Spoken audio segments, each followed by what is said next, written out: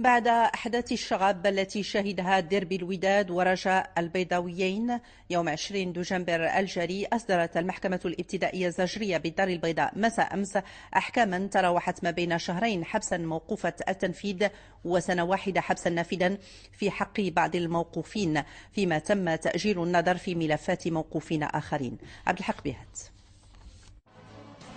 أصدرت المحكمة الابتدائية الزجرية بالدار البيضاء حكما على أحد البالغين من 13 متابعا بشهرين حبسا موقوف التنفيذ وغرامة مالية قدرها 500 درهم.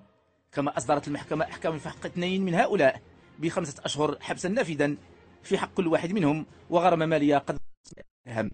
وحكمت على أحد المتابعين بسنة واحدة حبسا نافذا وغرامة مالية تبلغ 1000 درهم مع منعه من دخول ملعب مركب محمد الخامس بالدار البيضاء لسنة كاملة.